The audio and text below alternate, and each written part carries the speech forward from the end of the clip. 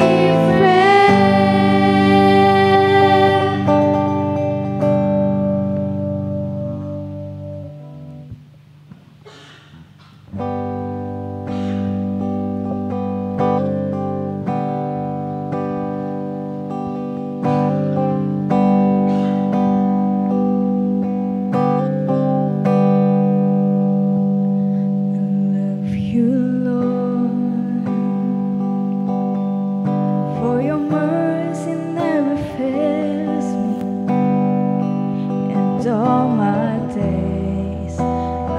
held in your hand.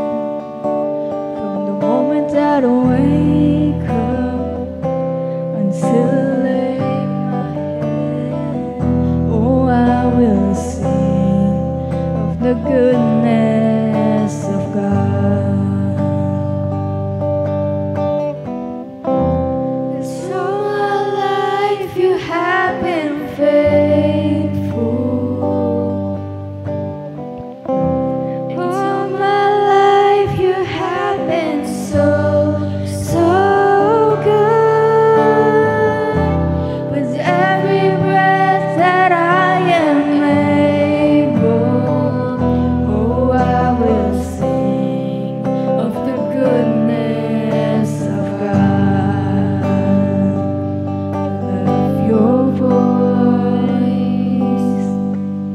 You have led me through the fire, and in darkness nights, you were close like no other. I've known you as a father, I've known you as a friend, and I have lived in the goodness of God.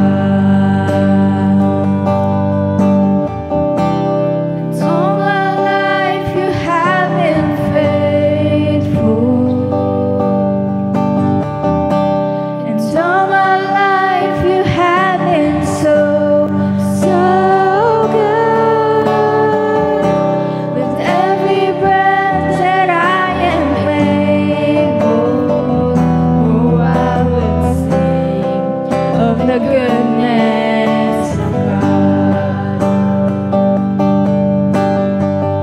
Oh, goodness is running after me. Your goodness is running after me. Bring my life laid down, I surrender now. I give you everything. Your goodness is running after me. Your goodness is running after me. Your goodness is running after me. With my life laid down, I surrender now. I give you everything. Your goodness is running after me. 'Cause all my life you have been faithful, and all my life you have been so good. 'Cause every breath that I am able, oh, I will sing of the goodness of God. Yeah. And all my life you have been faithful, and all my life you have been so good. With every breath that I am able, oh, I will sing of the goodness of God.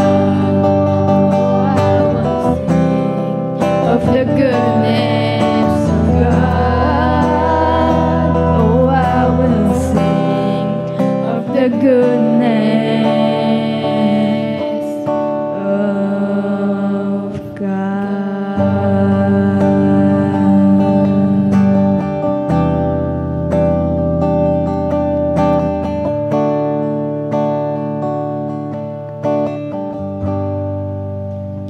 Lord, maraming salamat po ulit sa araw na ibinigay niyo po sa amin, Lord God. And nawa po ay protektahan niyo po lahat ng papunta pa lang dito, Lord God. And we will learn more about your word and your love, God. In Jesus' name, amen. Sino po dito gusto po mag-testimony muna po? Nandito lang po yung mic, if ever po may gusto mag-testimony.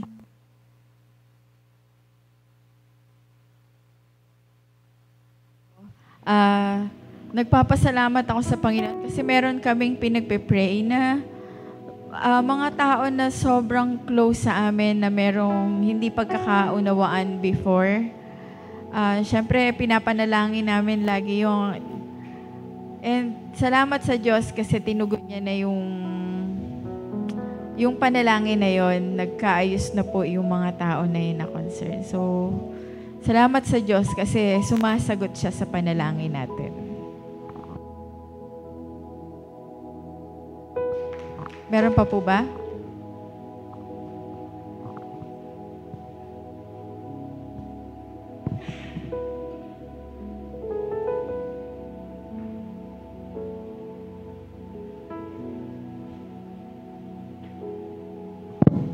Sa mga new juniors, baka meron pong gustong mag-testimony. Jacob, ikaw ba yan? Meron po ba?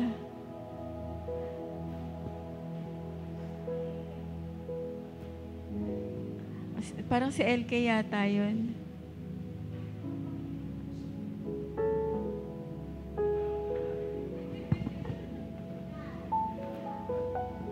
Sige po, dahil ako iuupo doon mamaya. So, testimony ka lang po. Siguro, nagkatrabaho na ako. Tagal kong natenga. Ayun. Pero kahit mahirap yung trabaho, hindi pasok doon sa skills na meron ako. Pero naniniwala ako, binigay ng Lord at kakayanin. Hindi lang ako nakapasok ngayon kasi sa may pakiramdam ko. Dahil nag-OT po ako kahapon. 6 na ako nakauwi. And may reconciliation talaga kapag nagtiwala ka sa Lord. Yun. Nag-kausap kami kahapon ni Ruth. Yun. Nagkausap naman kami ng maayos. Then nagkaroon naman ng kapatawaran na sa bawat isa. And nakapag-release naman ng blessing. And yun po, napagsasabay ko yung dalawang school na pinapasukan ko, same din na sa Bible school kasi panggabi. And pag-pray niyo po na kayanin ko palalo yung schedule. Ayun po.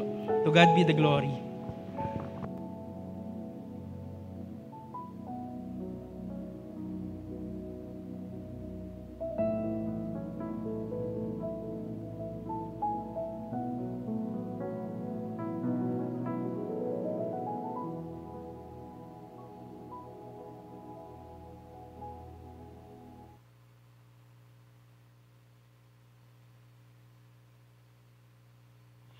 Hello.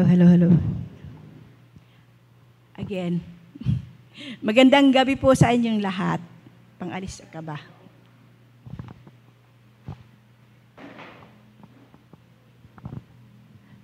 Pagpaumahin niyo po ako, first time po ako humarap sa tao. Lagi ako dati sa likod. So, ang magiging ang katuruan po natin ngayon ay kinuha sa dalawang gospel.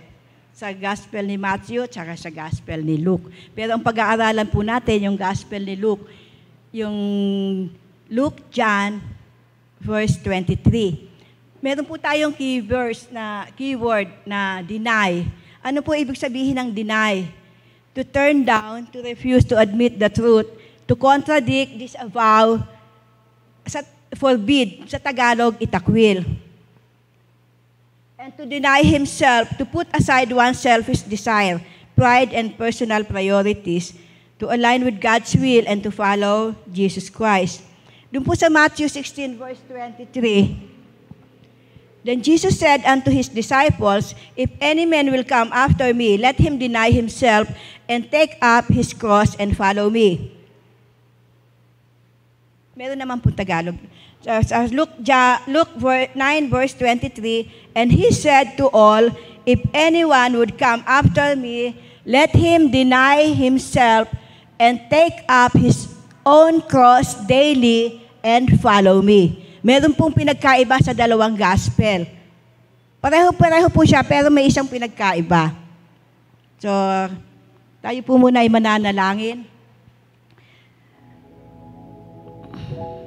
Father God, maraming salamat po sa pagkakataon at sa authority na ipinagkaloob niyo sa akin sa oras na ito to speak your word with power, with boldness, with clarity, with wisdom, with simplicity and practicality. Father, I pray for anointing, for empowerment. I pray for the authority to change other people's hearts. Father, help us to understand your purpose in our lives, your purpose for our church.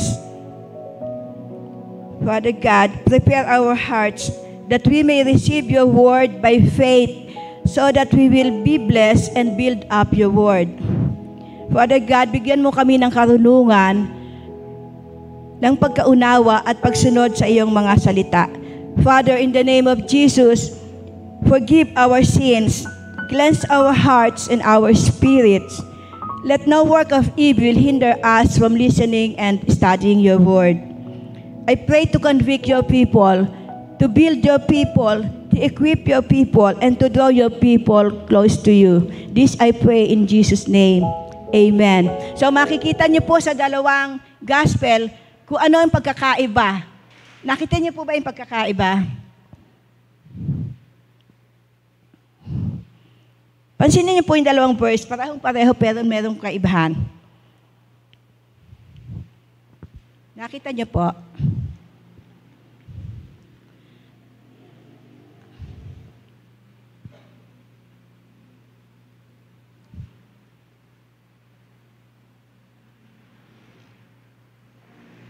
Yung po sa Matthew, ano po ang nawawala sa Matthew? Ano pong salita nawawala sa Matthew? Na meron sa Luke? Word, daily, araw-araw. Yan po ang topic natin, araw-araw. Daily. Pero meron po akong historical background muna. Bakit pagpapako sa krus? Historical background po tayo muna. Bakit ba pinapako sa krus ang mga tao noon? Crucifixion was originated from Assyrians and Babylonians and used by Persians in the 6th century BCE, before Common Era, or BC. Alexander the Great brought this method from the east to the Mediterranean, and the Phoenicians introduced it to Rome in the 3rd century BCE. At nung pong panahon ng 73 BCE, si Spartacus, dati po siyang gladiator na nanggaling sa Bulgaria. Siya po ay dating Roman army. Tapos po, nag-defect siya sa Roman government. Tapos naging slave siya dahil nag-revolt siya kasama niya ng 3,000 na mga slaves, na mga against sa Roman government. Tapos naging slave siya, nag-rebel siya, so 3,000 na Roman soldiers ang napatay nila. Ang emperor po noon ay si Crassus, general, nag-order siya na i-crucify lahat. Bago pa noon na napatay nila ang 3,000 soldiers, so nagdagdag na naman ng another 6,000 soldiers si Crassus. Tapos na nahuli nila si Spartacus, kaya yung 6,000 plus si Spartacus ay pinarusahan ng crucifixion. At pagkatapos noon, sa panahon ni Jesus Christ in 33 AD, ang emperor noon ay si Tiberius. Siya ang sa crucifixion ni Jesus Christ. Ang nag-crucify sa kanya ay si Pontius Pilate. Dahil sa treason, sedition, rebellion, at dahil siya religious and political reasons, dahil siya ang sinasabi niya, pinagbintangan siya na siya daw ang Son of God. Pero hindi siya ang nagsabi na Son of God, kundi ang mga Jews. So ang ating katuruan po ay, at ng panahon po noon, after 500 years, si Constantine the Great ay inabolish niya ang parusang crucifixion. So ang parusa na lang na ipinataw sa kanila ay hanging sa neck o gigilitan ng neck. Ang mga Roman citizens ay hindi nila kinikrucify. Ang kinikrucify lang nila yung mga mamamayan nag-against sa government, sa mga rebelde, mga pirates, mga slaves. So, ang teaching natin, number 1, in the New Testament, crucifixion is a form of executing criminals and enemies of the state. Why the cross? Bakit sa cross? Bakit pinapako sa cross? The cross is the cruelest method of punishment, brutal na pagpaparusa sa mga nagkasala. The cross symbolizes shame, pananakot, threat, at suffering. Parusa sa mga itunuturing ng mga pinakamababang mamamayan sa lipunan, alipin, kriminal. Pero ang mga Roman citizens, yun po hindi nila pinapako sa krus. Ang sino mang lumabag sa batas, sumuway sa kanilang patakaran, ay matinding hirap, matinding kahihiyan ang sasapitin.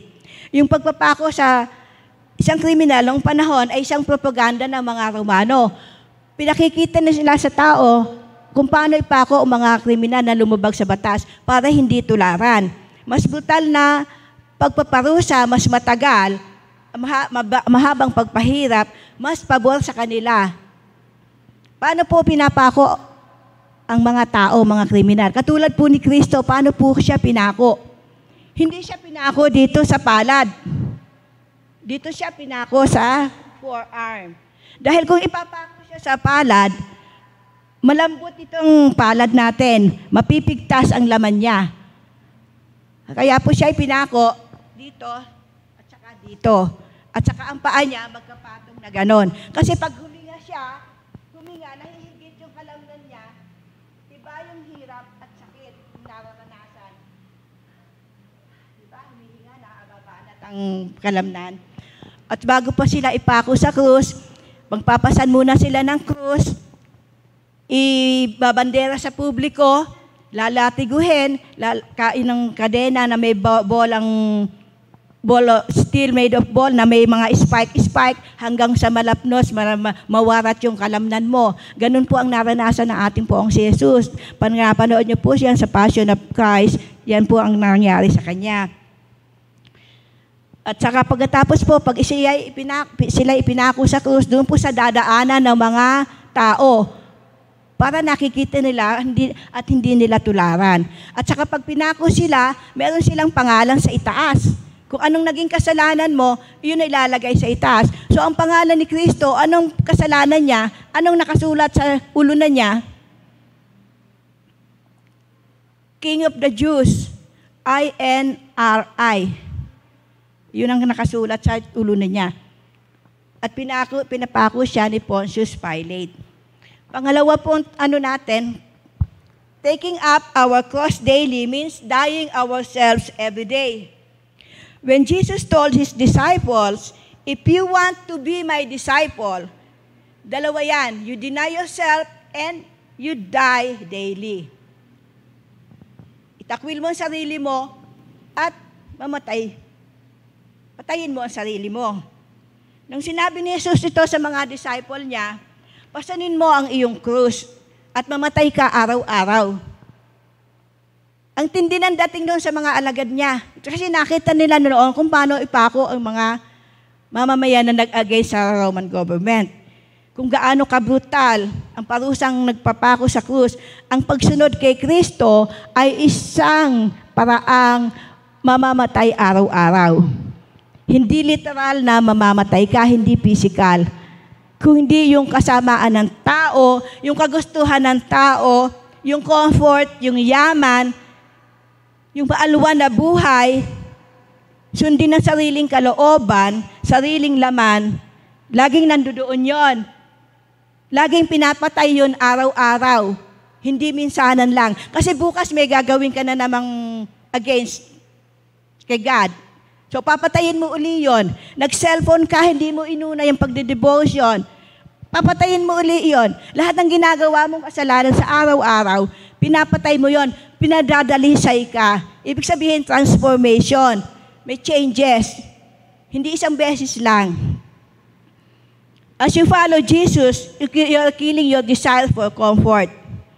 worldly pleasures, worldly lust, denying ungodliness, pride, selfishness, fornication, covetousness, and evil desires. Number 3 po, being a disciple is a daily sacrifice of Jesus. Jesus did not ask us to carry our cross. Literally, hindi niya pinapasan. Ginawa na yun noon. Ginawa na ni Kristo yun. He sacrificed and died on the cross for us. Ang hinihiling niyang sacrifice sa atin ay yung mamatay tayo sa krus, kundi physically sumunod sa Kanya. Makibahagi tayo sa misyon. Ang pagpapalaganap ng Ebanghelyo dito sa mundo upang mas marami pang makaunawa kung bakit si Jesus ay napako sa krus. Iyon ang ating magiging sakripisyo. Hindi yung physical, literal na die on the cross. So, ang ating pong key points dyan, advance the Redeemer's movement. Advance, ipagpatuloy. Redeemer, si Jesus Christ ang ating Redeemer. Movement, meron pong kilusan si Jesus Christ na binubuo ng mga alagad niya, na nagsasakripisyo at handang mamatay para sa Kanya. Si Jesus Christ ang ating Redeemer. Yung movement niya ay yung growing church na ang misyon ay palaganapin ang Ebanghelyo dito sa mundo. Kaya kung minsan hindi tayo nag-a-advance sa Great Commission, kasi we are still living in our worldly desires.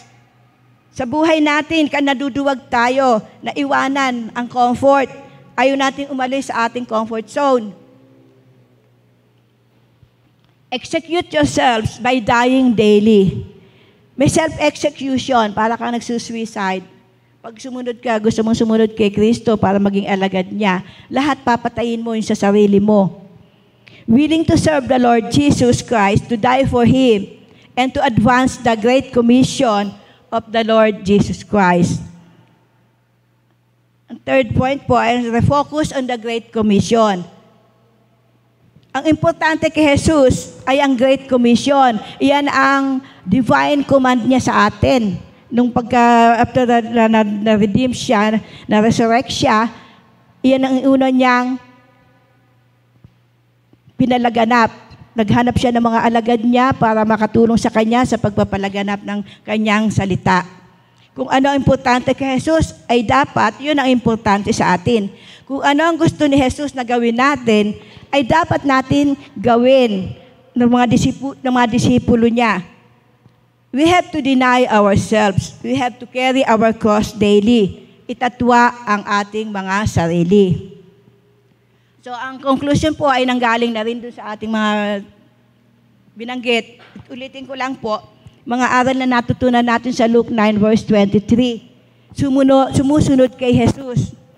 Ang panawagan sa ng ating Panginoong Hesukristo ay makibahagi tayo sa misyon. Ipangalat ang mabuting balita sa lahat ng dako. Kung bakit siya namatay sa krus, go and make disciples. Establish the kingdom of God here on earth.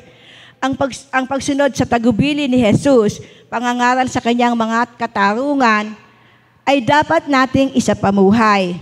Maging tagasunod tayo. Sundin ang kalooban ng Diyos. Tayo ay mga alagad na gumagawa ng mga magiging alagad ni Jesus. Katulad po ni Brother Arnold, dinadisciple niya tayo every Tuesday night. So pagkatapos natin, graduate tayo naman ang magdi-disciple sa bawat isa na hindi naka-attend doon sa ating Tuesday Zoom meeting. Magdi-disciple tayo, hindi po yun natatapos doon. Pagka na-disciple ka, i-disciple mo siya, continuous process yan. Hanggang sa mapalaganap natin ang Great Commission. Pagtanggi sa sarili, tanggihan ang makalupang pagnanasa. Itabi ang personal na interest. Kung handa tayong mamatay, handa nating tanggihan ang ating mga sarili. Handa tayong magsakripisyo, handang magpasa ng krus araw-araw. Masusunod natin ang anumang tagubilin sa atin ng ating Panginoong Jesus. Ang pagsunod at paglingkod kay Jesus ay hindi madali. Hindi komportableng buhayan. Ngunit may nakalaang gantimpala sa sinong mang makasunod sa tagubilin ng ating Panginoong Jesus. Hindi tayo pwedeng mag-back out, mag-turn your back, hindi pwede tayo mag-left and right. Kailangan yan sulong forward. Kasi nandoon yung gantimpala naghihintay sa atin. At ano yung gantimpala na yon? Eternal life with the Father. Forgiveness of sins. Yan po ang sinasabi sa atin ng Luke chapter 9 verse 23. Pasanin natin ang ating cross araw-araw. Talikdan natin ang ating mga makamundo, mga makalupang pagnanasa. Araw-araw nating papatayin ang ating sarili dahil araw-araw tumutubo ang kasalanan natin. May bagong kasalanan na gawa. Kahapon wala, ngayon may bago na naman. Kaya dapat tayong mag-transform. It is a lifelong journey. Ang pagsunod kay Kristo ay sa lifelong journey. Hindi dapat matapos yon. Kaya ngayon po ay kailangan po nating ipagpatuloy ang nasimulan natin kay Brother Arnold. Go and make disciples all over the nations, baptizing them in the name of the Father and of the Son and of the Holy Spirit, and teaching them what I have commanded you. Yun po ang ating pinag-aaralan ngayon at dapat po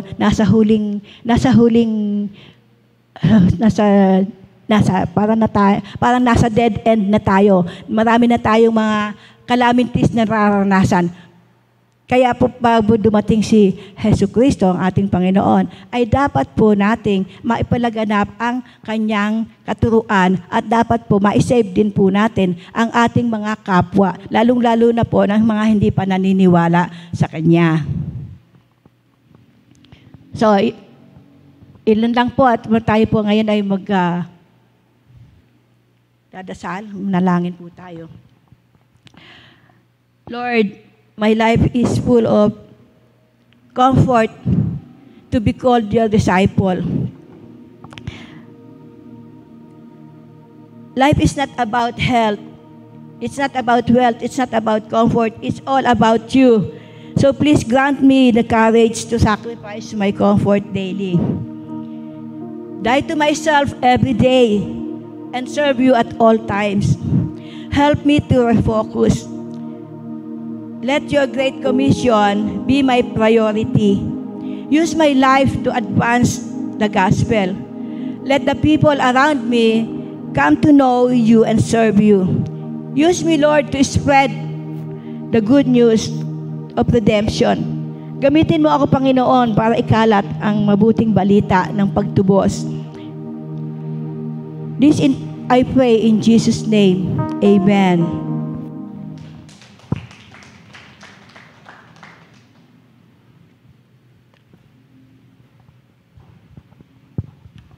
Ayan po, isang napakagandang kapahayagan ng